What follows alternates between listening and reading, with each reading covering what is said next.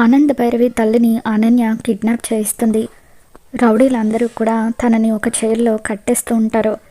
వస్తే అనన్య, నువ్వా నన్నెందుకు కిడ్నాప్ చేసావే అని చెప్పి ఆనంద భైరవి తల్లి అంటూ ఉంటుంది. నీ కూతురు ఆనంద భైరవి మీద పగతో నేను కిడ్నాప్ చేశాను అని చెప్పి అనన్య కోపంగా చెబుతూ ఉంటుంది. ఇక ఇంతలో ఆనంద భైరవి కుటుంబం అంతా కూడా అటువైపుగా వస్తూ ఉంటారు. సడన్గా కారు ఆగిపోవడంతో అందరూ కార్ల నుండి కిందకు దిగుతారు. కిటికీలో నుండి ఆనంద భైరవి వాళ్ళు కనిపించడంతో ఆనంద భైరవి తల్లి ఎంతగానో ఆనందపడిపోతూ ఉంటుంది.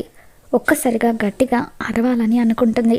కానీ అక్కడే రౌడీలు ఉండడంతో ఇప్పుడు కానీ నేను అరిస్తే వీళ్ళంతా నా నోరు మూసేయిస్తారు, ఇప్పుడు ఎలా అని చెప్పి బామ్మ టెన్షన్ పడిపోతూ ఉంటుంది. ఇంతలో దర్శన్ వాటర్ కోసం అని చెప్పి బామ్మ ఉన్న ఇంటికి వచ్చి డోర్ కొడుతూ ఉంటాడు. ఇకప్పుడు అనన్య చాటుగా దాక్కొని రే వెళ్ళి చూడండిరా అని చెప్పి రౌడీలను పంపిస్తుంది. వాళ్ళలో ఒక రౌడీ డోర్ ఓపెన్ చేస్తాడు. సడన్గా కారు ఆగిపోయింది, కొంచెం వాటర్ ఇస్తారా అని చెప్పి దర్శన్ ఆ రౌడీని అడుగుతాడు. సరే ఇప్పుడే తీసుకొస్తాను అని చెప్పి వాటర్ తీసుకొచ్చి అతను దర్శన్కి ఇస్తూ ఉంటాడు. రౌడీలో బామ్మ అరవకుండా బలవంతంగా నోరు మూసేస్తారు.